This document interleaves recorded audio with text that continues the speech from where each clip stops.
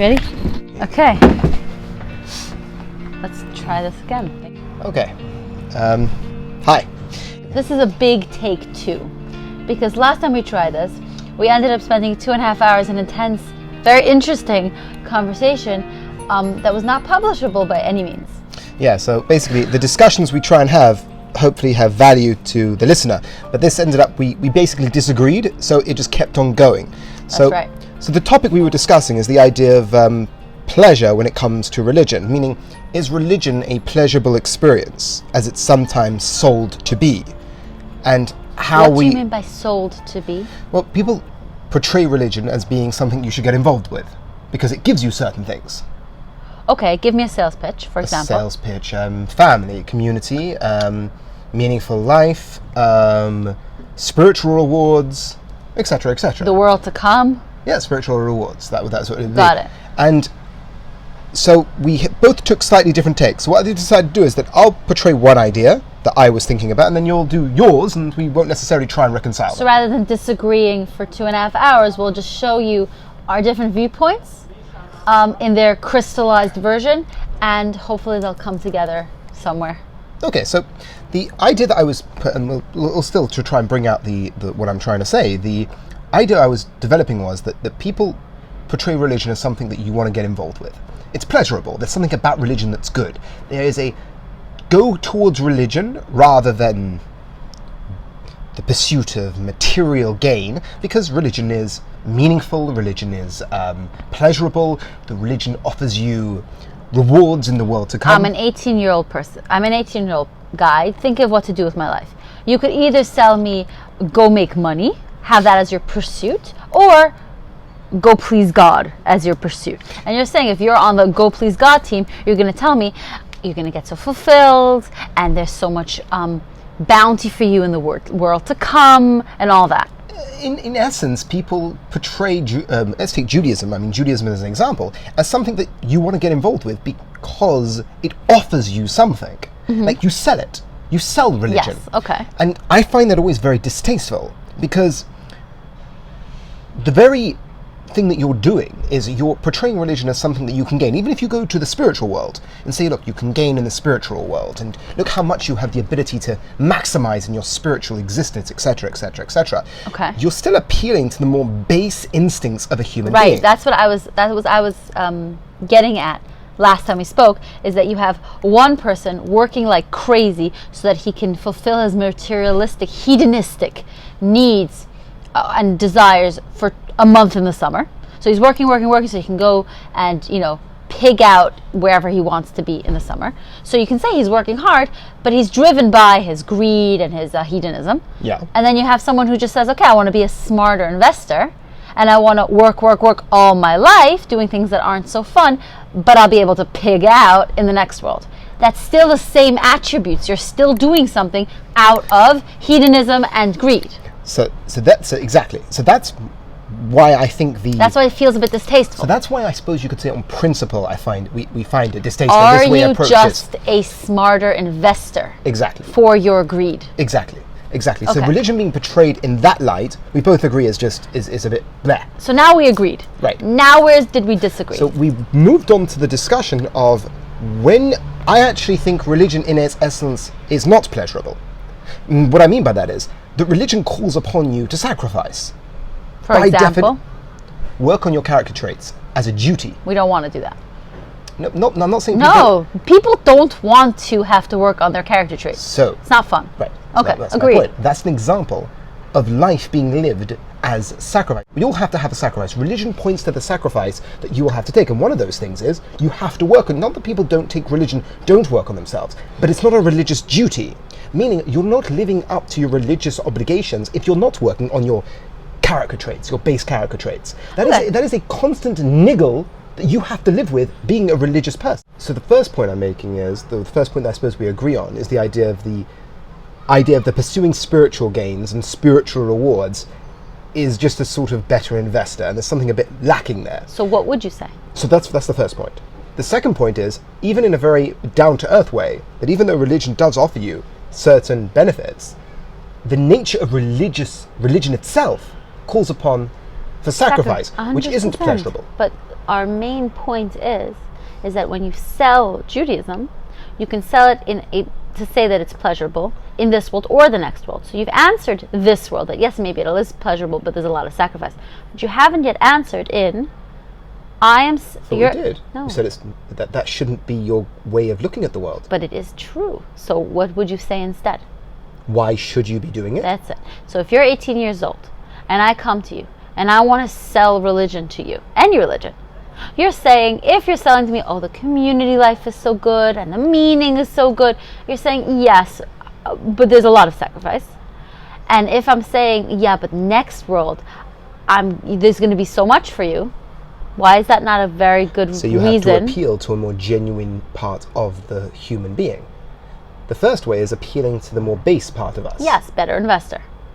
But now how would you... If I appeal to your pursuit of truth, or I appeal to your genuine side that wants to better the world... So how would you say it? How would you do it better? How would you do a better job? So maybe you pick it up there. From your side, how would you describe it? Because my disagreement was the pleasurable. So maybe you take on at that point, now, I've decided these two aspects, maybe now develop your side. So where we agree is that it's a bit distasteful to appeal to someone's baser desires to just get more stuff in the next world. Pleasure. So you're making a distinction between pleasure being base, pizza, vacations, that type of baser stuff, and the higher pursuit of truth, justice, being a good person, those type of nobility. And to me, those are, maybe you can't call them pleasure, but I would say that by looking deeper into the pursuit of pleasure and seeing them not as pleasure, but maybe as you could use the word benefit, you can see by refining yourself, you refine your pursuit of your benefit, which makes them all one and the same, just different levels. What I mean is that yes, I am speaking to the more base part of somebody when I say, you really like pizza? You really like pizza? Well, don't eat pizza right after you've had meat, and I'm going to promise you 1,000,000 pizzas in the world to come. I like pizza. I'm greedy for pizza. I'm going to restrict myself a little bit to get extra pizzas. But that's not really what the world to come is. It's not pizza. It is the highest, most sublime level of pleasure, benefit, whatever you want to call it. So if I take my life, and yes, I restrict it, because you said yourself, everybody restricts themselves. A vegan restricts themselves. I said you have to sacrifice something. This meal. You would say that a vegan is not getting pleasure by being vegan. He's getting meaning, a truth, a pursuit. I'm saying that is pleasure. I'm saying that it is, maybe this is semantics, I'm saying that is a sublime form of benefit, that I'm doing something that I truly believe is good. And you're saying that's the world. That is pleasure. And that's the world to come. And that's the world to come. I'm thinking that if you have a life of, yes, restrictions, and yes, you're not in the mood to work on yourself, etc., but if you know that you're going to be part of something bigger, something sublime, something spiritual, I actually would say that that is pleasure. Now, you might disagree. You might say that's benefit or something. You're making a distinction between, I pursue truth. You want to pursue truth? Let me show you how in the Torah. I'm not gonna talk to you about pleasure because you have to sacrifice. I'm saying you like pizza, you want to stay liking pizza. I don't want to talk to you, but you like pizza. Can you up it a bit? What does it feel like? I think you're just describing a connoisseur. I am describing a connoisseur, but not just in wine and chocolate. I'm describing a connoisseur who is willing to restrict themselves physically to experience more spiritually. Now, okay, and I hear what you're saying. But a connoisseur is also greed. Okay, fair enough. So that's where the difference is between someone who gives up their responsibilities and their people who rely on them to go up and meditate. Because the spiritual pleasure is so big, they're giving up on being a good person. I'm not talking about that. I'm talking about somebody who is a good person for the pursuit of truth, which is giving them that higher pleasure, but by default, by pursuing truth, or the benefit of truth, or the pleasure of truth, whatever you want to call it, you have to become selfless. It's a a prerequisite, the motivation. Necessary condition. The necessary condition for pursuing truth is leaving yourself and your ego behind. Can I maybe say it this way? Yeah. Also to maybe wrap it up in a way that we're sort of on the same page. Because we wanted to somehow connect this to Elul or Rosh Hashanah, but that'll have to be for another time, I suppose. Oh, give it a shot. I suppose. Right. So you're saying that the pursuit of this benefit, this pursuit of this gain, which we'll call spiritual gain or spiritual pleasure, which I'm saying, blech, because be a more refined individual, do it for the truth. And You're saying the truth is the higher form of pleasure. Right, but I think the added point you just mentioned there was, right, but a prerequisite to getting there is sacrifice. Yes. Okay, you're right. Now I understand what you mean. You can't just say pizza, spiritual pizza, I'm going to go for spiritual pizza. No, you have to say there's something higher than me. That's the title, spiritual pizza. For sure. There's something higher than me. There's something more than me that actually matters more than my pleasure. Even the truth pleasure. It matters more. And as soon as I leave that behind, my ego behind, and I actually, if someone asks me why am I doing it, I can say because it's true. And that's enough. Even if I don't get any pleasure, it's enough. That, as a side benefit, may just give me the most pleasure. Rosh Hashanah, we were thinking, is that Rosh Hashanah compared to Yom Kippur is actually very interesting, as Yom Kippur is simple. You wear white, you don't eat, you don't drink. You have one mission, is purify yourself before the Almighty. Rosh Hashanah is very different. There's the Father, there's the King, there's the celebration, but paradoxes. There's the this seriousness. Interplay between these two. It's Yom Adin, but then we go home and we eat. So we had this idea is that maybe we can connect this of that it is a serious thing, religion. The pursuit of truth is a serious thing.